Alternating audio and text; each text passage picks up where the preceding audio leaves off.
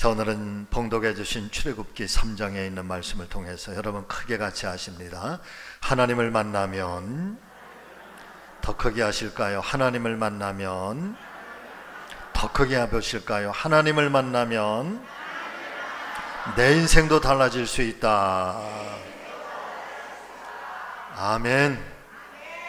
이 말씀으로 함께 은혜를 나누려고 하는데, 장로님께서 기도해 주신 것처럼 오늘 말씀 속에서 하나님의 음성을 들으실 수 있는 저와 여러분들이 다 되시기를 간절히 소망합니다.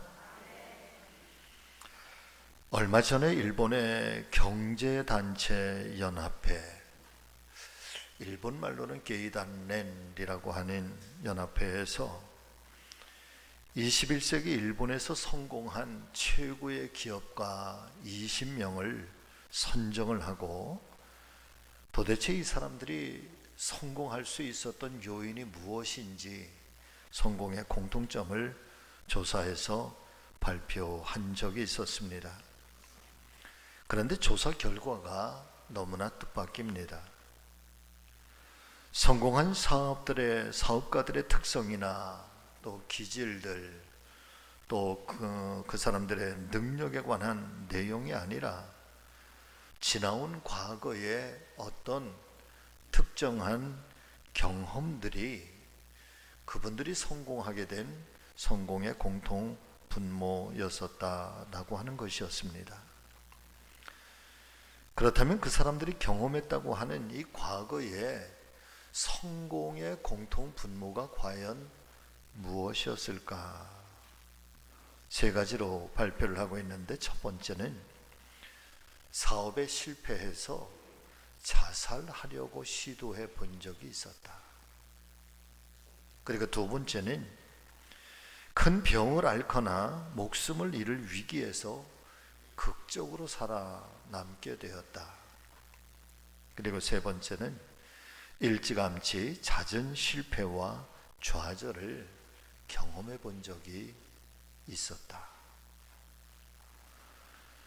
결론적으로 말씀을 드리면, 현재 일본을 움직이고 있는 최고의 경영자 20인을 선정하고 이 사람들에 대한 공통점을 찾아보니까, 여러분, 그분들도 과거의 한때에는 실패자였었다라고 하는 것입니다. 이것은 무엇을 의미하고 있는 것일까?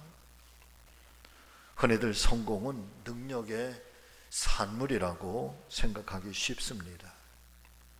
또한 나에게 있어서 이 실패와 좌절은 결코 없을 거야. 내 인생의 실패와 좌절만큼은 절대적으로 오지 않기를 바라는 그런 간절한 바람을 가지고 있지만은, 이 조사의 결과가 의미하고 있는 것은 실패와 좌절은 누구에게나 찾아올 수 있는 당연한 것이고, 성공한 사람은 한 번도 실패하지 않은 사람이 아니라 이 실패와 좌절을 잘 딛고 다시 굳건하게 일어선 사람이 진정한 성공의 사람이라는 것입니다. 여러분, 한번 생각해 보시기를 바랍니다. 사업에 실패해서 심지어는 죽음 직전까지 내몰렸던 사람이 다시 도전한다면 과연 어떤 심정으로 하루를 살아내었을까? 극적으로 병만을 이겨내고 생명을 다시 찾은 사람이 자신에게 덤으로 주어진 이 생명을 얼마나 소중하게 생각하겠으며, 새로운 삶에 대해서 얼마나 강한 애착과 집념을 가지고 살아가려고 했을까? 잦은 실패와 좌절을 경험했던 사람들이 그 실패와 좌절을 당했을 때의 그 비참함, 그것을 돌이켜보면서 내가 다시는 실패하지 않겠노라 얼마나 이를 악물고 최선을 다해서 노력하며 살게 되었을까? 그래서 깨닫게 되는 것은, 그분들은 실패 때문에 성공할 수 있었다라고 하는 것입니다. 다 같이 실패는 할 수 있지만은, 그러나 그 실패를 통해서 무엇을 배우고 그 실패를 통해서 어떻게 대처하는지에 따라서 성공과 실패가 갈라지는 것이지, 결코 실패하지 않는 인생이란 없다는 것입니다. 하나님께서 너무나도 사랑하시는 우리 성지가족 여러분, 오늘 아침에 이 말씀의 주인공인 모세가 호렙산 떨기나무에 임재하신 여호와 하나님을 만나서 그 인생이 완전하게 달라지는 인생을 살게 되는데, 그래서 마침내 실패와 좌절의 인생으로 끝나지 않고 이스라엘 역사의 최고로 빛나는 민족의 지도자로서, 오히려 축복의 사람으로서 달라지게 된 이 말씀들을 함께 상고해 보면서 아무쪼록 저와 여러분들께서도 시련을 넘어 끝내는 승리하는 축복의 인생, 축복의 사람들이 다 되시기를 예수님의 이름으로 간절히 여러분들을 축복합니다. 할렐루야. 첫 번째 꼭 상고하고 싶은 말씀은 바로 이런 말씀입니다. 여러분 같이 하십니다.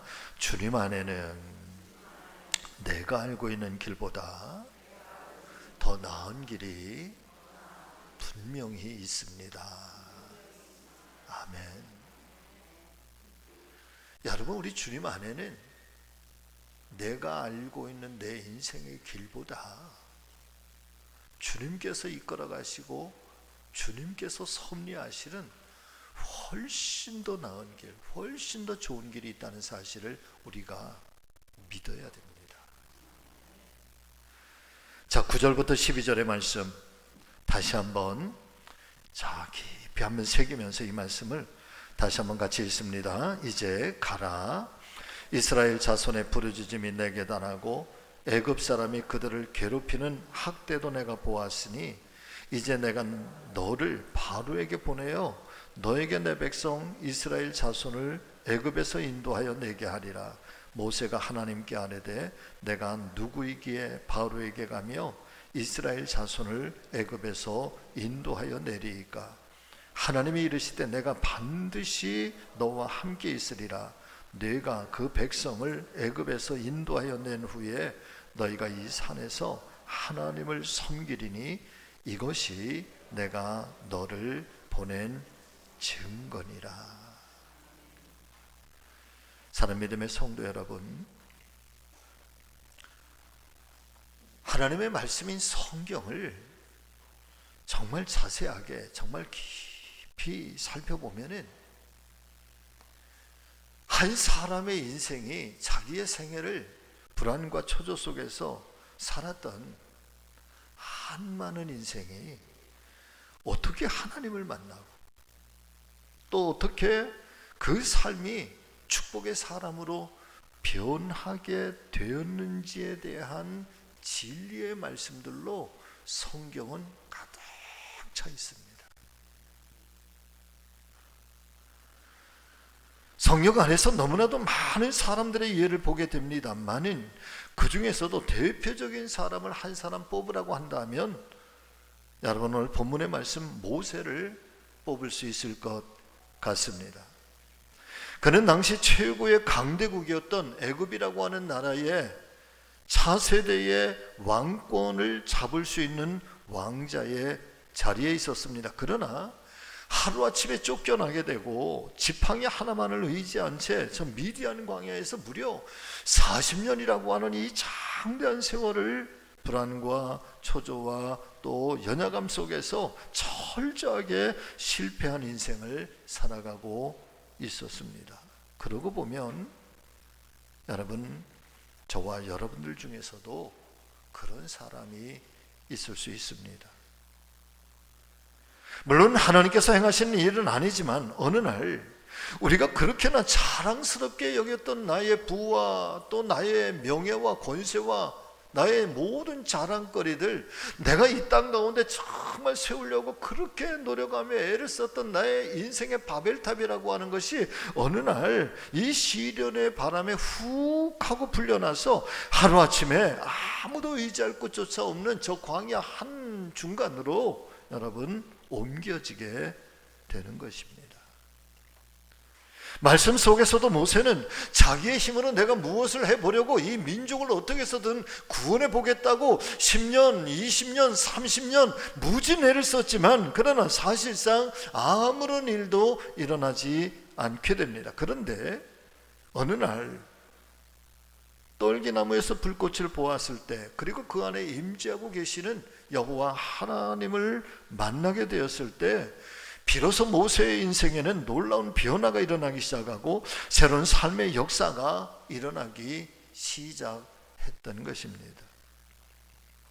그래서 이 하나님의 말씀을 상고하고 말씀 속의 이야기들을 통해서 깨닫게 되는 이 말씀의 메시지는 여러분 바로 이런 것 같아요. 실패를 중요시하는 것 아니라 포기하지 말고 하나님을 붙잡고 다시 한번 일어나라. 이게 성경의 메시지인 거예요. 그렇게 많은 인생들, 정말 한많은 인생들이 어떻게 하나님을 만나게 되었는가, 그리고 그의 그 좌절된 인생에서 어떻게 일어나게 되었는지, 그리고 그 사람을 통해서 하나님께서 어떻게 역사적인 일들을 만들어내시는지, 하나님께서 그 인생을 어떻게 이끌어 가시는지, 그래서 그 하나님을 붙잡고 다시 한번 일어나 또다시 나가보라 하시는 이 하나님의 무한하신 은혜, 그리고 무한하신 사랑의 이야기가 여러분 바로 성경에 우리에게 가르쳐주고 있는 교훈인 것을 우리 모두가 다시 한번 깨닫게 되시기를 예수님의 이름으로 축복합니다. 오늘도 저와 여러분들을 통해서 똑같이 말씀하시는 거죠. 매 순간마다 하나님께서 우리에게 들려주시는 이 복음의 선포, 여러분 그것이 뭘까? 너는 나의 사람이라고 그러잖아요. 너는 내 백성이라, 내 자녀라고 그러잖아. 그것도 구체적으로 내가 너를 지명하여 불러서, 심지어는 너 때문에 내가 내 하나밖에 없는 아들을 세상에 보내고 저 십자가에 죽게 하기까지. 이것이 하나님께서 오늘도 이 성경을 통해서 우리에게 들려주시고 있는 복음이고, 더 저와 여러분들이 믿고 있는 하나님을 향한 우리의 소망이고, 그러시면서 이 하나님께서 오늘도 말씀 속에서 계속해서 우리의 귓가에 반복해서 들려주시고 있는 말씀은, 넘어진 데서 또다시 한번 일어나 봐라. 내가 너를 붙잡아 주리라. 너는 나를 붙잡아라. 나와 함께 가자. 오늘 모세를 통해서도 들려주시는 말씀, 내가 반드시 너와 함께 할 것이다 말이지.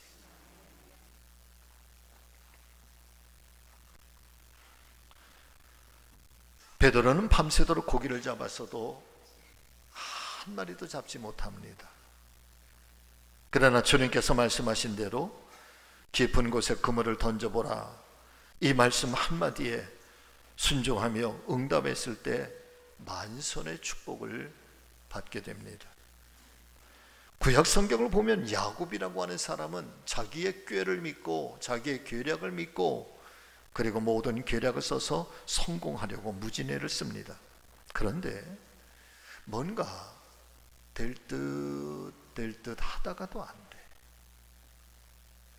그러다가 이 야곱의 이야기의 아주 극적인 장면은 마치 성공해서 금의 환영에서 고향 땅으로 돌아가는 것 같지만은, 그러나 마지막 순간에 형 에서와의 이 맞닥뜨림 앞에 야복강가에서 성경은 홀로 남았다 그래요.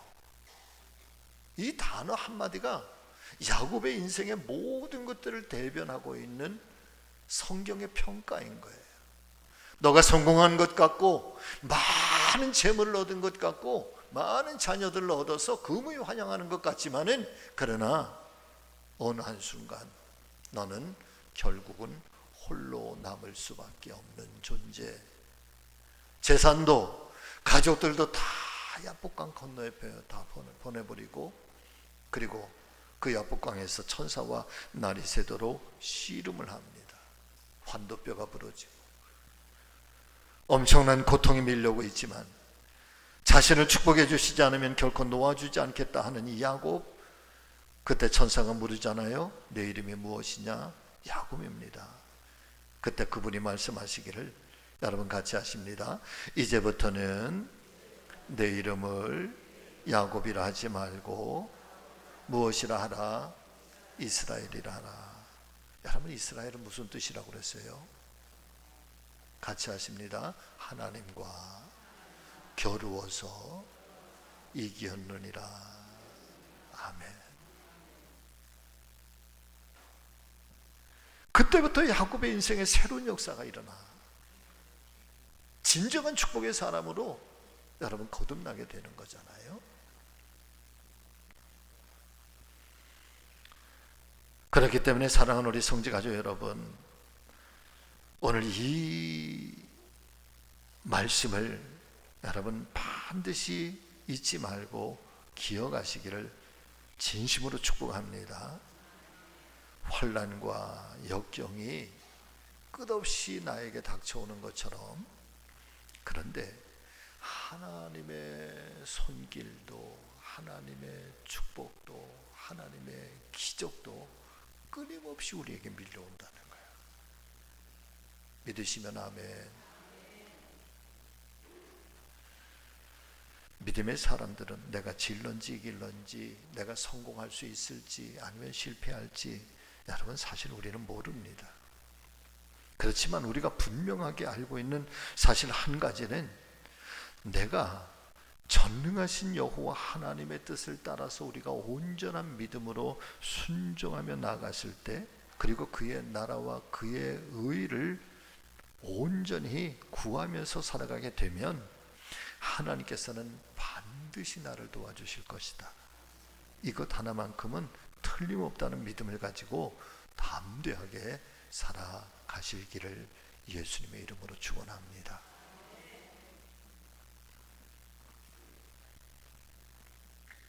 그래서 고백할 때 이런 고백을 하는 거예요. 내 인생은 하나님께 속한 것이다. 나는 내 인생 전부는 하나님께 속한 것이다.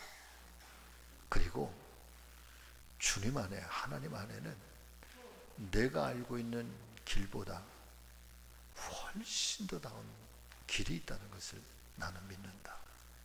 하나님은 나를 그렇게 이끌어 가실 것이다. 그리고 하나님 나를 통해서 영광 받으시기를 원하신다.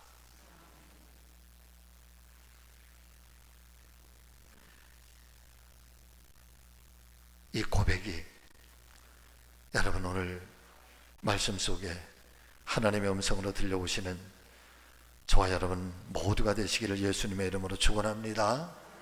두 번째는 주님 말씀 앞에 내 인생의 신발을 무조건 벗어야 됩니다. 자, 4절 5절 말씀 자, 같이 읽습니다. 시작. 여호와께서 그가 보려고 돌이켜 오는 것을 보신지라 하나님이 떨기나무 가운데서 그를 불러 이르시되 모세야 모세야 하시매 그가 이르되 내가 여기 있나이다. 하나님이 이르시되 이리로 가까이 오지 말라. 네가 선 곳은 거룩한 땅이니 네 발에서 신을 벗으라. 아멘. 언젠가 그 과학기술처 장관을 지내셨던 정근모 장로님의 그 책을, 신앙 고백이 담겨 있는 책을 보게 되면서 이 책의 내용들도 내용이지만 이 제목, 이분이 고백하고 있는 이 신앙 고백이 너무 은혜가 되는 거예요. 여러분 잘 보이시죠? 나는 위대한 과학자보다 신실한 크리스찬이고 싶다. 이 책의 내용에 보면은 이분이 어떻게 하나님을 사랑하고 그 하나님의 이름을 위해서라면 기꺼이 자기의 모든 것들을 다 포기해도 좋다고, 그것이 그냥 글로 표현된 게 아니라 막 그 이분의 심정이 이렇게 막 전달이 되는 것 같아요. 여러분들도 꼭 한번 사서 읽어보시기를 바랍니다. 자, 그런데 이분의 간증을 보면은 이 정근모 장로님은요 12살에 경기중학교를 수석으로 입학을 해요. 14살에 중학교 입학도 아니고 우리로 치면 4학년 5학년 나이 때 경기중학교, 여러분 경기중학교 경기고등학교, 서울대학교, 여러분 이것은 그냥 엘리트 코스예요. 들어가기도 너무너무 힘든, 그걸 12살에 들어가, 그것도 수석으로. 그리고 15살에 경기고등학교에 또 수석으로 입학을 해. 고등학교 입학한 지 1년밖에 안 된 16살에 서울대 물리대에 차석으로 입학을 해. 그리고 24살에 미국 미시간 주립대학에서 박사학위를 받고 27살에 MIT 공과대학의 공학연구원이 되고 그 다음에인 28살에 뉴욕 공과대학의 교수가 돼요. 43살에 정부가 스카우트해서 한국전력의 사장이 되고 51살에 과학기술처 장관이 됩니다. 한 번도 실패라고 하는 것을 경험해 보지 않은 인생의 탄탄대로 모든 것들이 활짝 열려진 그런 인생을 살아. 그런데 1974년 1월에 간염이 생겨. B형 간염이 온몸에 퍼져. 도저히 일을 할 수 없을 만큼 몸이 연약해서 위독에서 사표를 내고 자녀들과 함께 미국으로 건너가게 됩니다. 그런데 엎친 데 덮친 격으로 미국에 간 그 해에 하나밖에 없는 아들이 신부전증이 와요. 혈액 투석을 하고 어떻게든 이 아들의 생명을 연장시켜 보려고 애를 쓰지만 2년쯤 지나서 합병증으로 황달이 생기고 신장 이식을 하지 않으면 이 아들이 더 이상 살 수가 없어요. 그래서 당신의 몸도 너무 연약하지만은, 그래서 이 아들을 살릴 수 있는 방법은 자기의 신장을 떼주는 것밖에 없어. 그래서 자기의 신장을 이 아들에게 떼줘요. 그런데 아버지도 건강하지 못한 몸이니 신장을 이식을 했는데 여러분 부작용이 생겨요. 그래서 이 신장이 제대로 역할을 하지 못해. 계속해서 방법을 투석을 하고 방법을 쓰지만 이제 충격이 와서 의사가 오늘 밤을 넘지 못합니다. 여러분 그렇게 선고를 해버려요. 온 식구가 모든 노력을 기울였는데 아들이 죽을 수밖에 없다 생각하니까 이 책에 보면 정말 미칠 것 같았다, 그렇게 고백을 하고 있습니다. 그때서야 이 정금호 박사님이 깨달은 것이 있대. 4가지를 깨달았는데, 첫 번째, 인간의 능력에는 한계가 있구나. 두 번째, 미국도 못 고치는 병이 있구나. 세 번째, 돈으로도 안 되는 것이 있구나. 그리고 네 번째, 내 생명을 걸어도 안 되는 것이 있구나.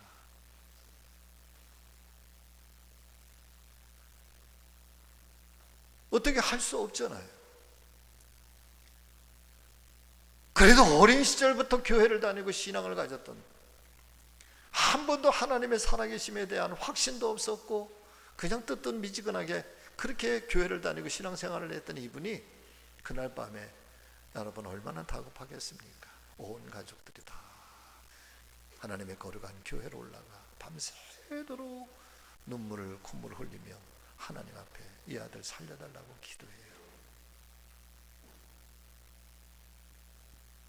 그런데 하나님이 그 기도를 들으셨나 봐. 기적이 일어나기 시작해. 다음날 새벽부터 아들이 회복하기 시작하고 다시 살아나. 할렐루야. 그러면서 깨달은 거예요. 하나님의 도우심이 없으면 살 수 없는 인생이구나. 돈으로도 안 되는 거고 내 생명을 걸어도 안 되는 거고, 세상에 아무리 영광스러운 일이 있다 할지라도 내 힘으로 할 수 없는 그 일들 앞에 얼마나 자기 자신이 초라한지. 그때부터 이분이 하나님을 향하여 고백하고 있는 신앙 고백이 이 책의 제목인 거예요. 나는 위대한 과학자보다 신실한 크리스찬이고 싶다. 하나님의 사람이고 싶다는 거예요. 그렇습니다. 사랑하는 성도 여러분, 하나님의 은혜와 베풀어 주시는 이 축복은요 우연하게 주어진 행제 아닙니다. 준비된 자에게 베풀어 주시는 하나님의 놀라운 계획과 섭리라는 사실을 믿으실 수 있기를 바랍니다. 다시 말씀을 드리면 하나님의 역사, 하나님의 축복은 우연하게 하루아침에 그냥 일어나는 것이 아니라 하나님 앞에 철저하게 자신의 신발을 벗고 말씀을 기다리고 그 말씀 앞에 순종하는 영적 신앙 자세가 필요하다라고 하는 말씀인 것입니다. 저는 오늘 본문의 말씀 속에서 제 가슴에 이렇게 저려오는 모세의 고백이 여러분 정말 제 모습을 그렇게 떠올리게 해요. 그 표현이 뭔고 하면 내가 누구이기에 라고 하는 표현인 거예요. 나는 부족하다는 거예요. 나는 연약하다. 도대체 제가 어떤 사람인데? 여러분 반대로 그가 왕궁에서 40년의 왕자의 세월을 살았을 때 그가 그의 인생이 얼마나 당당했겠습니까? 얼마나 자신만만했겠어요. 내가 못할 것이 뭐 있겠냐고 여러분 모든 사람들 앞에 당당하게 외치고 당당하게 살았던 그 사람이 미디안 광야에 40년이라고 하는 세월을 살아가면서 작아질 대로 작아지고 깊은 열등감에 빠지고 인생의 희망도 인생의 꿈도 인생의 소망도 인생에 대한 자기의 모든 계획들도 이제 다 사라져버렸어. 그래서 하나님 말씀하심 앞에 내가 누구이기에 라고 하는 자기의 그 연약한 모습을 여러분 스스로 그렇게 고백하고 있는 거예요. 저는 이 말씀을 보면서 이 모세가 내가 누구이기에 라고 하는 이 말씀을 대하는데 여러분 제 안에 확 다가오는 은혜는 바로 이런 거예요. 우리 모두가 내 스스로가 자기의 감옥을 만들어 놓고 이 감옥 안에 나를 가두어두고 살아가는 것은 아닌가 말이야. 깊은 인생의 연약함 속에 때로는 실패할 때도 있고 때로는 좌절할 때도 있고 때로는 무너질 때도 있고 내가 하는 뜻대로 내가 하는 계획대로 잘 안 된다고 해서 여러분 그곳에서 마치 광야 40년의 세월을 살아갔던 모세가 내가 누구이게 라고 외치는 것처럼 우리는 스스로 내 인생의 감옥 안에 나를 가두고 나는 안 된다고, 나는 미약한 존재라고, 물론 하나님 안에서의 나는 연약하다, 하나님이 없으면 나는 부족한 사람이다, 내 힘으로는 아무것도 할 수 없는 사람이다, 이런 믿음의 고백이라고 한다면 은혜가 되겠지만은 그러나 자기 스스로를 가리켜 이 감옥에 가두어두고 나는 그곳에서 나올 수 없습니다 라고 한다면 저는 이 아침에 간절히 바랍니다. 사랑하는 우리 믿음의 성도 여러분, 혹여나 우리 가운데 그런 분들이 계시다고 한다면, 그런 인생을 살아가고 있는 분이 계시다고 한다면 감옥의 문을 여시기를 주의 이름으로 축복합니다. 믿음으로 깨뜨리십시오. 하나님이 함께 하실 겁니다. 하나님이 도와주실 거예요. 나와야지. 그 깊은 어둠에서 나와야지. 내가 너와 함께 하리라고, 내가 너를 보내리라고, 내가 너를 붙잡으리라고, 내가 너를 통해서 이 엄청난 역사를 내가 이루리라고 하나님 말씀하시잖아요.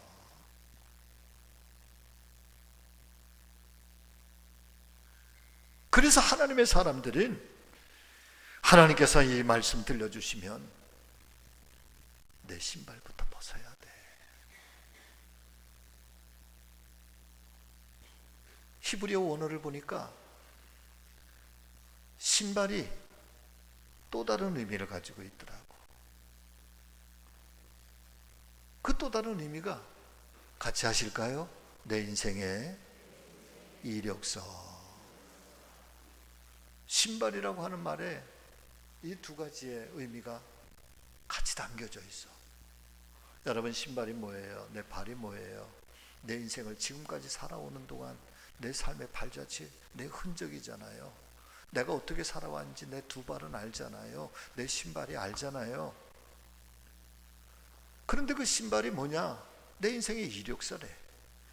그래서 오늘 이 말씀을 적용해서 들으니 하나님께서 내가 선 땅은 거룩한 땅인 내 발에서 신을 벗으라 하시는 이 말씀을 이력서라고 하는 말씀으로 대비해서 이 말씀을 상고해 보니까 지금까지 내가 너를 의지하고 내가 추구하고 내가 살아왔던 내 인생의 모든 이력서들을 이 거룩한 땅이니 이제 그 이력서를 버리라는 거야.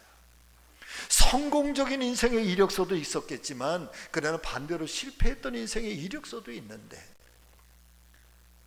그래서 그 스스로 성공했다고 하는 그 이력서에 자만감도 교만도 내려놓고 실패했다고 하는 이 어둠의 이력서도 다 내려놓고 벗어던지고 하나님 앞에서 다시 한번 말씀 앞에 내 신의 이 인생의 이력서의 모든 것들을 다 벗어던지고 하나님 안에서 내 인생을 다시 시작해 보라는 거야. 이게 믿으시면 아멘.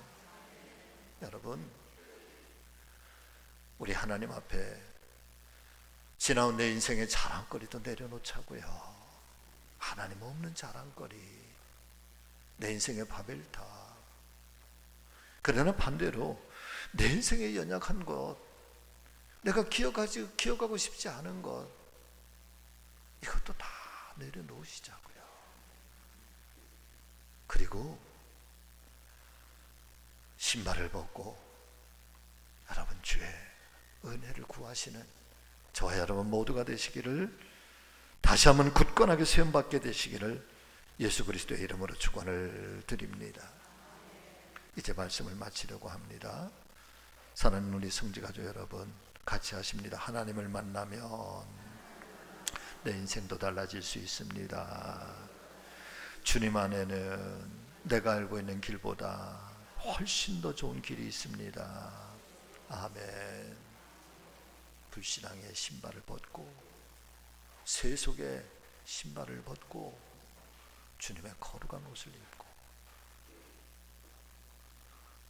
이 한 주간에 여러분 그 하나님을 만나 저와 여러분들의 삶에 새로운 삶의 역사들이 일어나기를, 다시 한번 꿈을 꾸기를 예수님의 이름으로 축원합니다. 기도하겠습니다.